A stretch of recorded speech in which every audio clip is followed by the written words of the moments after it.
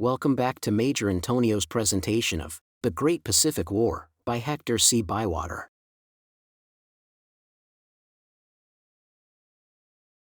Chapter 4, March, 1931. Early on the morning of March 11th, American airplanes from Luzon sighted several warships 50 miles NW of Santa Cruz, steaming SE. They were soon identified as the battlecruisers Congo and Haruna, with many smaller vessels. This squadron was so well screened by its destroyers and light cruisers that no chance of submarine attack was offered, even had any of the American boats been in the immediate neighborhood. Since these ships were evidently the vanguard of the fleet which was to cover the landing of the invading army, all U.S. aircraft within call of the Santa Cruz area were immediately ordered to attack. But a few minutes after this order had been issued, a radio signal from the station at Cape Engafio reported that a large fleet of ships had been sighted by aircraft 50 miles east of that point, making for the southward. Almost before this message had been read and its significance noted, a further report came in, announcing the approach of a large fleet towards Cape Bolinao. There could be no doubt as to the portent of these messages. The Japanese obviously designed to make landings on both sides of the island, no doubt simultaneously, thereby compelling the garrison to split up its meager forces and resist an onslaught by overwhelming numbers at 2 points on the coast, one in the east and the other in the west. General O'Neill, the commander-in-chief of the U.S. military forces, lost no time in taking what steps he could to meet this emergency. The order for airplanes to attack the enemy warships off Santa Cruz was negatived. Every machine must be held ready to launch itself against the transports. At the same time, all submarines were called up by Captain Gerner and given the position of the 3 enemy formations which had been sighted. If the ships seen off Cape Bolinao were transports, as appeared probable, they were most likely making for Lingayen Gulf, within which good landing beaches were to be found. To meet the contingency of a descent at one or more of these points, 2 of the 8-inch railroad guns were rushed north up the line as fast as a locomotive could take them, while aircraft were concentrated at Dagupan. The destination of the vessels which had passed Cape Engafio might be any one of the half-dozen bays or inlets on the eastern littoral, but it was rightly conjectured that they were making for some point well to the south, since Manila must surely be the ultimate objective of any force landed. At 11 a.m., on March 11th, the Japanese warships already mentioned approached Santa Cruz until within easy range and fired a few shells into the town, destroying the telegraph station and several houses. This bombardment was so obviously a ruse to draw the defenders away from other parts of the coast that it failed in its purpose.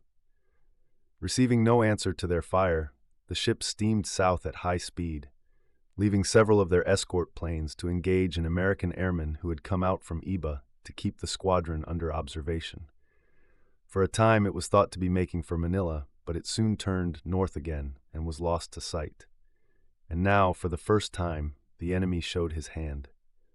At 3 p.m., a flight of American planes patrolling between Cape Bolinao and San Fernando was suddenly and fiercely attacked by Japanese machines. While this combat was in progress, more enemy planes came over the land, passed up the river, and heavily bombed the aerodrome at Dagupan. They were followed by Japanese cruisers and destroyers, which approached to within a few thousand yards of Lingayen, firing salvos of gas and high-explosive shell into the American positions, and being fired at in return by field guns and howitzers. As dusk was almost at hand, it looked as though the enemy meant to make his landing under cover of darkness. At 5 o'clock, aircraft sighted 2 lines of transport steaming up the bay behind a dense wall of smoke, put up by destroyers which preceded them. This was the moment for which the American airmen held in reserve had been impatiently waiting. 20 of them were already soaring at 10,000 feet, and as many more left the ground as soon as the signal was given. A few minutes later, and all were driving straight for the Japanese transports through a terrific barrage of shell from the anti-aircraft guns of the warships.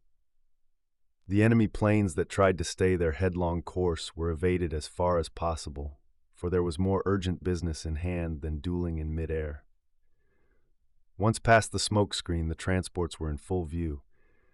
24 big ships, all crowded with men, slowly advancing up the bay in 2 columns line abreast. Planing down in wide spirals, the American flyers discharged their bombs at a height of only a few thousand feet. This brought them within range of machine gun and rifle fire, so that the air was alive with bullets.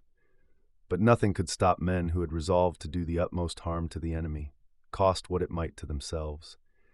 Clear above the thud of anti-aircraft guns and the rattle of small arms came the crash of detonating bombs.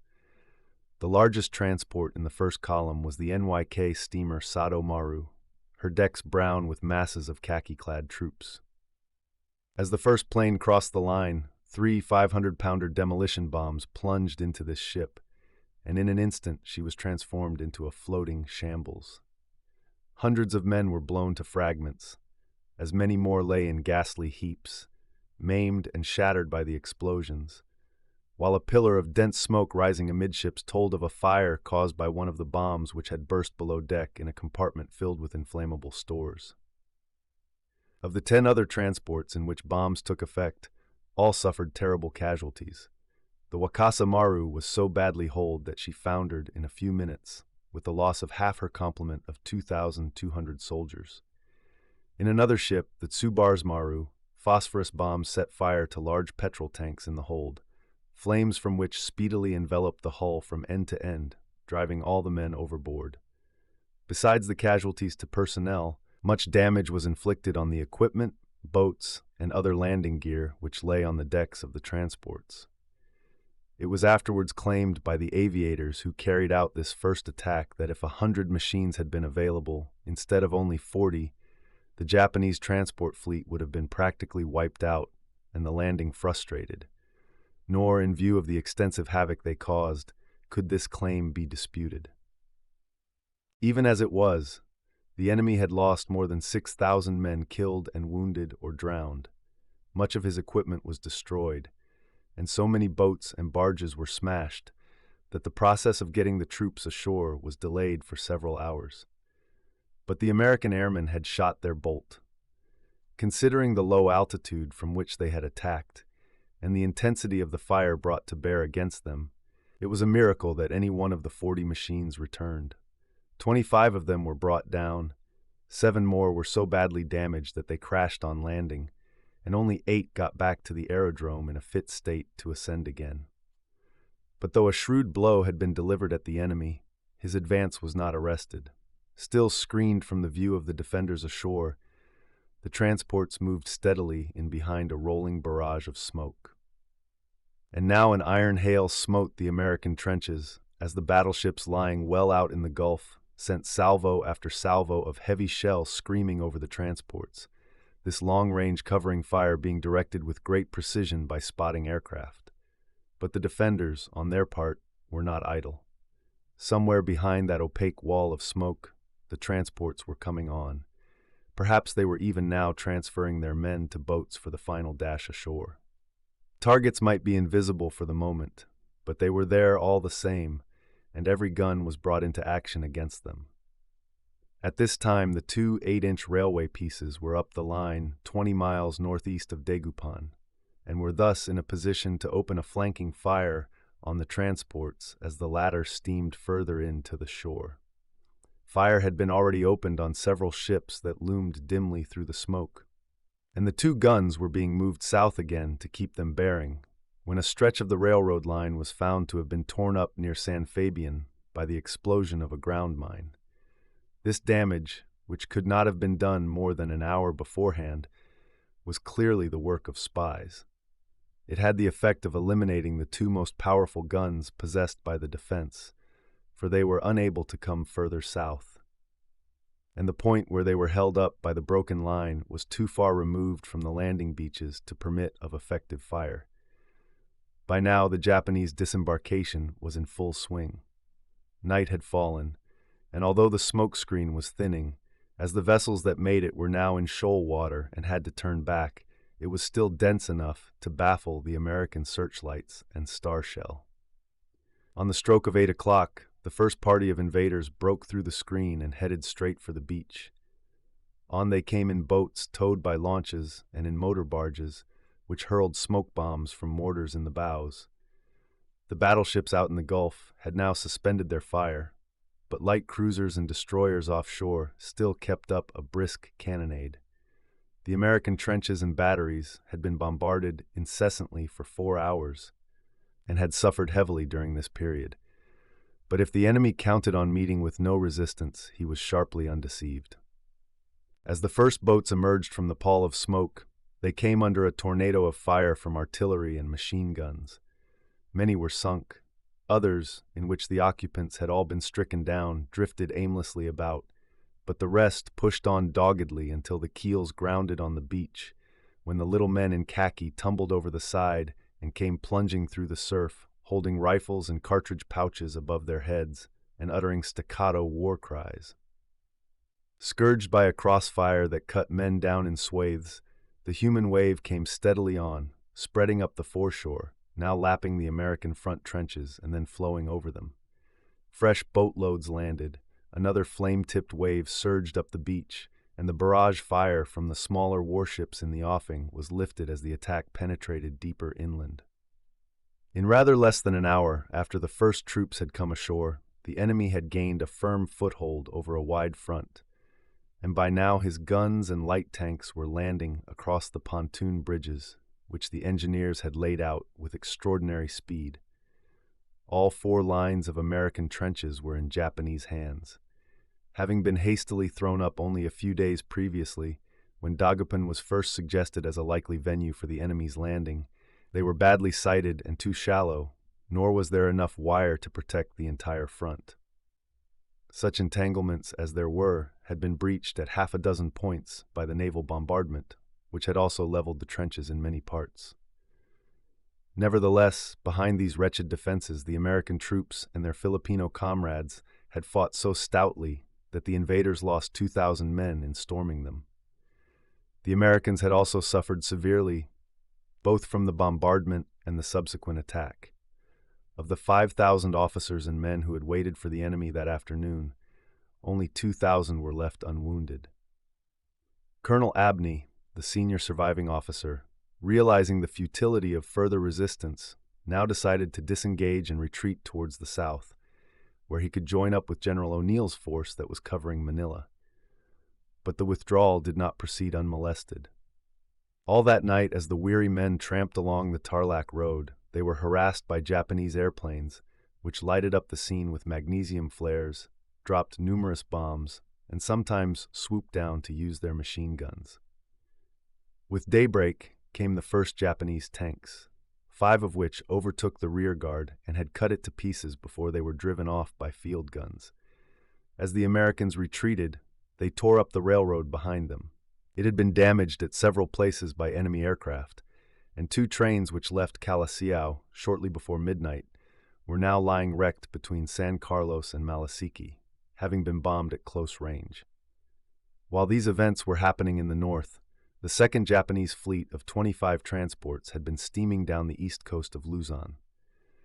At 9 a.m. on March 12th, it was off Polillo Island, with its escort of cruisers, torpedo boats, and aircraft. For more than 50 miles, the Armada had been shadowed by 2 United States submarines, S-11 and S-15, but so far there had been no opportunity to attack. Leaving Polillo on the starboard hand, the fleet turned to the west and ran past Jomalig Island.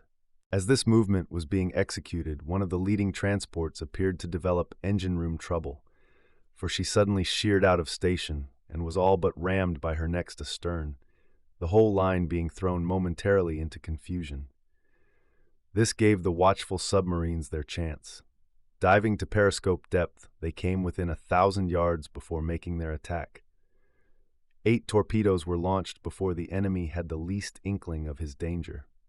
Set for a high-speed run at short range, the deadly missiles traveled straight and true for the mark, and 6 muffled explosions showed that number at least had got home. 4 of the transports were hit at this first discharge. The Sendat Maru, with 2 torpedoes in her hull, listed heavily to port and was plainly doomed. Ahead of her, the Osaka Maru lay helpless with her propellers blown away and a second torpedo in the boiler room. Further down the line, The Hanomaru and Asomaru were both in difficulties, the first named down by the head, the second with a gaping rent in her side amidships. The latter was eventually beached and repaired. While two of the Japanese destroyers went alongside the sinking Sendai Maru to take off her troops, the others raced madly about in search of the hidden submarines, their depth charges throwing up vast geysers on every hand. But immediately after making their attack, the submarines had dived to 150 feet, reloading their torpedo tubes as they went. The S-11, although badly shaken by a depth charge, which exploded near enough to throw everyone in the boat off his feet, was kept well under control, and 10 minutes later was browning the rear transports with 4 more torpedoes. As she did so, S-15 came into action a mile ahead, and again the thunder of detonating torpedoes reverberated over the sea. This time 3 ships were hit. One sank in a few minutes, before anything could be done to save the troops on board. Another showed signs of settling by the stern, while the third, though her engines were disabled, did not appear to be mortally injured. Just as S-15 fired her last torpedo, a Japanese destroyer sped down the track of air bubbles at 35 knots and let go 2 depth charges. The concussion was so powerful that the submarine was lifted almost bodily out of the water, and as she broke surface, her hull was instantly riddled with shell from the destroyer's guns. The hatch was thrown open, and one man scrambled out, but at that moment more projectiles crashed through the sides of the wounded vessel, and with a last convulsive plunge, she vanished forever. The sole survivor, a young seaman, was picked up by one of the destroyers. In the meantime, S-11, ignorant of the fate of her consort, had again dived to reload her tubes. Her commanding officer, Lieutenant Hockley, must have known the imminent danger he courted by remaining in the vicinity, now that the Japanese destroyers were racing about in all directions and lynx-eyed watchers in the airplanes overhead were scanning the sea. But doubtless he knew, also, the vital importance of doing as much harm as possible to the invading force before it reached land. Be that as it may, he decided to expend his last 4 torpedoes before leaving the scene. As his submerged speed was too low to permit him to overtake the uninjured transports, which were now far ahead, steaming for dear life, he turned his attention to the damaged ships. On the first of these he got 2 hits. Then a depth charge shook the boat so violently that a bad leak was started, or so it was surmised, and she was compelled to come to the surface. She rose rather more than a mile away from the nearest destroyer, and owing to the excitement of the hunt, or more probably to the mist which still partly shrouded the water, she was not immediately observed by her pursuers. And now followed what the Japanese themselves acclaimed as one of the most heroic deeds of the war. Had Lieutenant Hockley so desired, he and his men might have surrendered with perfect safety, for the Japanese were chivalrous warriors who would assuredly have treated such doughty foemen with all honor. The submarine was disabled, since it could neither dive nor travel on the surface, but one weapon remained, and with it the chance of striking a last blow at the enemy. There is not the least doubt that Lieutenant Hockley and his crew deliberately elected to seize this chance, which of course meant certain death to one and all of them. No sooner, then, did the submarine break surface than the hatches were thrown open, ammunition was handed up from below, and the 4-inch gun opened rapid fire on the nearest transport. If those on board the Japanese destroyers were amazed at this unexpected attack, they did not lose their presence of mind. In a flash, 2 of them had spun round and were charging straight down on the audacious submarine, which lay motionless on the surface, her gun belching forth shell after shell. It took barely 2 minutes for the Japanese Greyhounds to cover the intervening distance. Yet in that brief space of time, the submarine fired many more rounds from her gun, and even scored a hit on the foremost destroyer.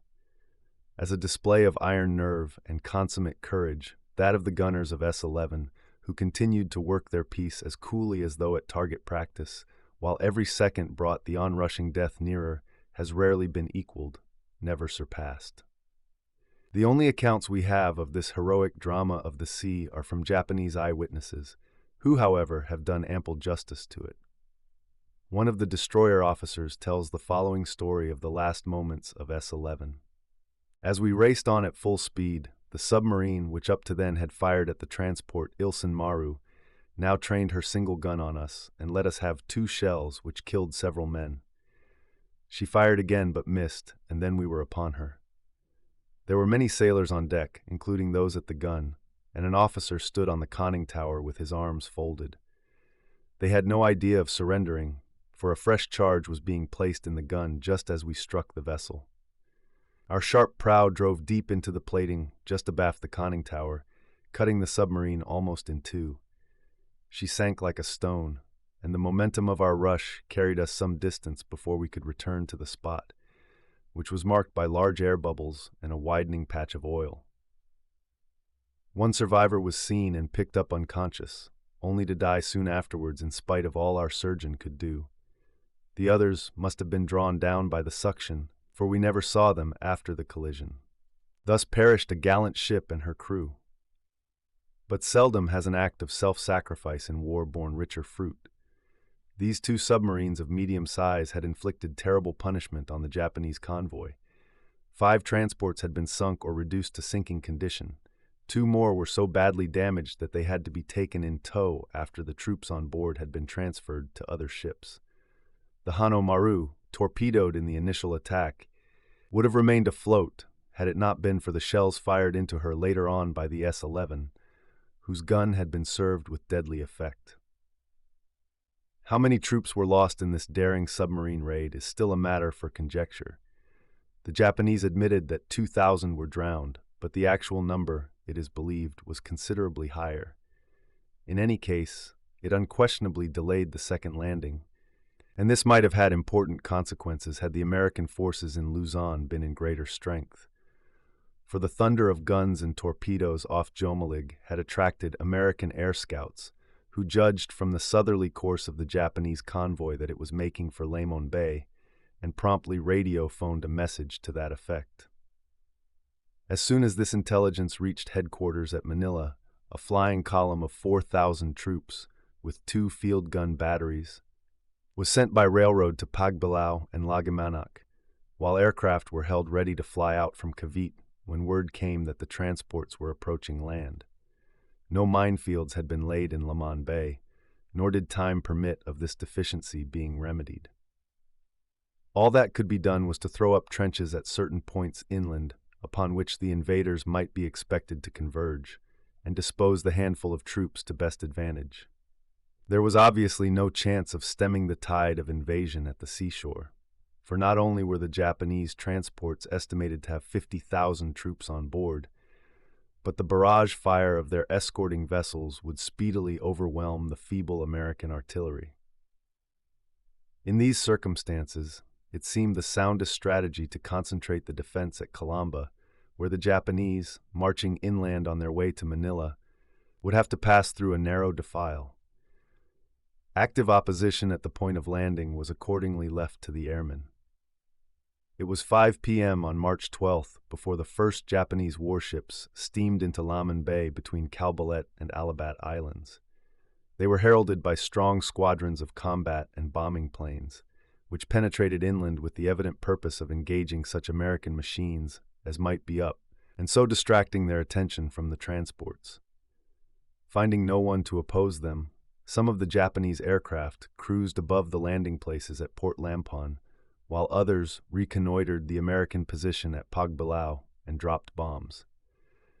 Still unconvinced that the landing would not be resisted, the destroyers approached to within 2,000 yards of the shore and poured a hot fire into the wooded heights overlooking the port. Not until this cannonade had continued for half an hour without drawing a single shot in reply did the transports begin to move in. It was then that the single American air scout, who had maintained his position at an altitude of 4 miles without being observed, flashed the news to the 20 waiting planes at Pagsanjan. A few minutes later found all of them up and heading for the sea at their maximum speed. But on this occasion the Japanese must have anticipated just such an attack, for they were not caught napping. As the American flyers passed over the coast, a strong formation of hostile planes met and engaged them with the utmost fury. A wild melee now ensued, in which half the American machines were destroyed or sent down out of control, though not without disabling several of their opponents. 10 broke through the enemy formation and sped on towards the transports, coming as they did so under a well-aimed fire from naval anti-aircraft guns, which brought down 3 more. This left but 7 planes in action. Nor were they able to attack under conditions so advantageous as those which their colleagues at Lingayen had turned to such good account on the previous night. Here the transports, being still some distance out, were moving at their best speed. Moreover, they had enough sea room to zigzag, and thus hamper the airmen's aim. This notwithstanding, one of them was sunk, and 3 others were damaged by bombs, so that, at a narrow estimate, 1,000 or more of the invading troops had been placed hors de combat. But on the American side, nothing more could be done to hinder the landing. With their naval escort still shelling the deserted heights, and under a strong aerial screen, the transports moved in to discharge their living cargoes. Having no opposition to contend with, the disembarkation proceeded with great rapidity. At dawn on the 13th, at least 30,000 troops were ashore, with most of their light artillery and tanks, and a few hours later the landing was complete. Of the Japanese advance inland, and of the sanguinary action fought at Calamba, which ended in the virtual annihilation of the small American force after a stubborn resistance, it is unnecessary to speak at any length. The defenders did all that brave men could have done, but outnumbered as they were by 10 to 1, their position was hopeless from the start. In the 2 landings at Lingayen and Lamon respectively, and in the subsequent fighting ashore, the invaders had suffered, perhaps, 15,000 casualties, a loss out of all proportion to the size of the defending force. But the Japanese still had over 80,000 men in the 2 armies which were now advancing on Manila, simultaneously from north and south. During the next few days there were innumerable skirmishes, many of them unrecorded, between the Japanese advance guards and small parties of American sharpshooters. But the inevitable end came on March 19th, when General O'Neill, with less than 2,000 fit men left under his command, was forced to capitulate in order to spare Manila the horrors of bombardment. Although severely censured at the time by American critics who were ignorant of the circumstances, this decision was, without doubt, both wise and morally courageous. Further resistance had become absolutely impossible. To have attempted it would not only have led to the useless sacrifice of the few Americans who remained alive, but brought death and destruction to the teeming populace of Manila. 5 days before the capitulation, the American destroyers and submarines in Manila Bay were ordered to break out to Guam. The majority got through safely, but submarine S-10 was blown up on a Japanese mine, and the destroyer Osborne was chased and sunk by light cruisers. The old cruiser Cleveland, being too slow to run the gauntlet of the blockading fleet, was scuttled by her crew, as was S-19, whose machinery was out of order. Very little war booty remained for the victors, General O'Neill having ordered the demolition of all military material, such as guns, airplanes, etc., on the eve of the surrender. The Japanese troops under General Kimura entered the city on March 20th. In recognition of their gallant defense, the American commander-in-chief and his staff were permitted to retain their swords. On the previous day, a Japanese expeditionary force, consisting of 2 divisions, about 50,000 men, had landed at Sindangan Bay on the island of Mindanao and was advancing on Zamboanga. As the garrison of Mindanao did not exceed 5,000 men, including militia and constabulary, no effectual resistance could be offered to the invasion. In the course of the same week, the islands of Samar and Panay were occupied by smaller Japanese detachments. Cavite, the naval station near Manila, became the headquarters of a submarine flotilla from Sasebo, and more of these vessels were based at Davao Bay, Mindanao. In addition, about 500 military aircraft were assigned to strategic bases in the archipelago. By the end of March, Japan could thus claim to have achieved the first of her war aims, the capture of the Philippines, which had been in the possession of the United States for 30 years. American strategists, knowing the vulnerability of these islands on account of their comparative proximity to Japan and their remoteness from the nearest developed American naval base, had always calculated on their speedy fall in the event of war with Japan. But to the nation at large, the disaster, if not unexpected, nevertheless came as a heavy blow. Grave fears were entertained at first for the safety of American civilians in Luzon, Mindanao, and elsewhere, but such apprehensions proved to be groundless. Once in occupation of the islands, the Japanese exercised great moderation in their treatment of the inhabitants, foreigners as well as natives.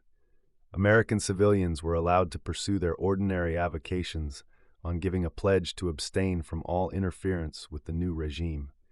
And except for a few recalcitrants who were removed to Japan, the bulk of them chose to remain at their posts. Confident as they were that the United States would take early steps to eject the intruders and recover possession of her property.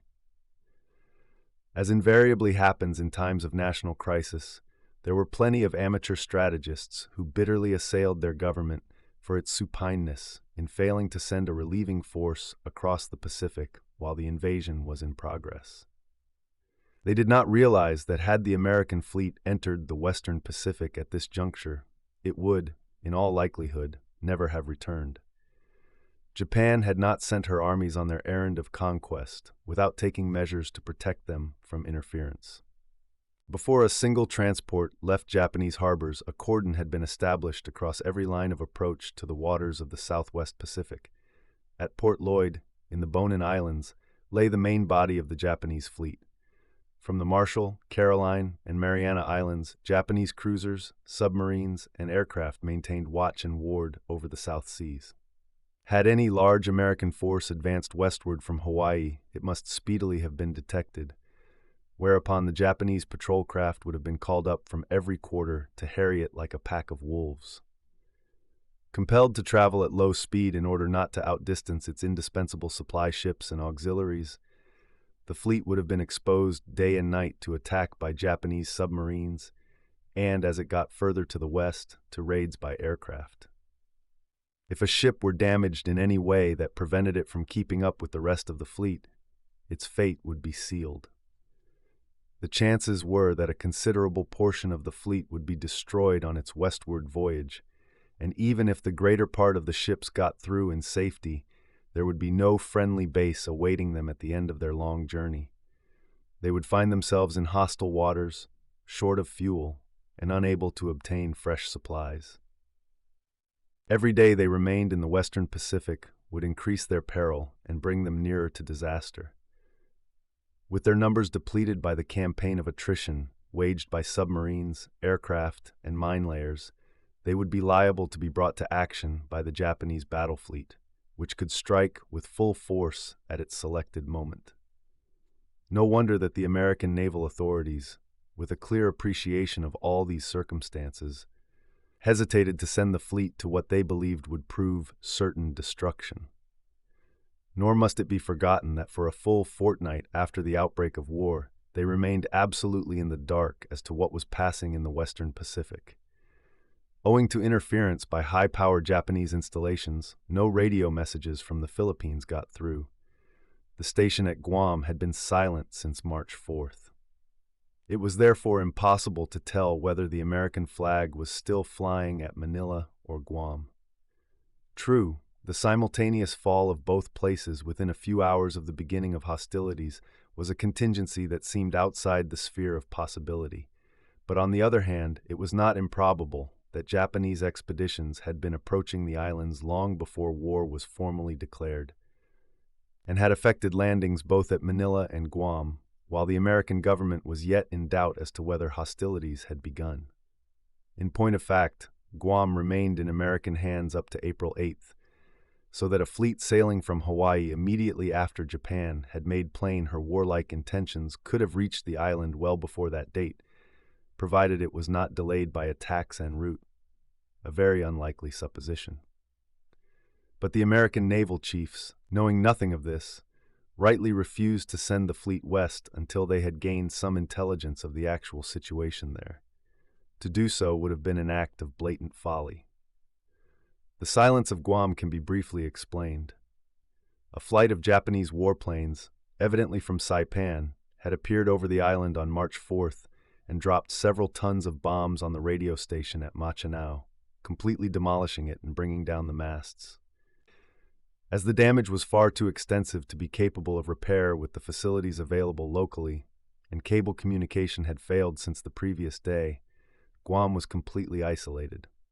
Its subsequent fate will be described in due course, but before proceeding with the narrative of events in the actual zone of war, some reference must be made to the resources which the two antagonists had at their command in this opening phase of the struggle.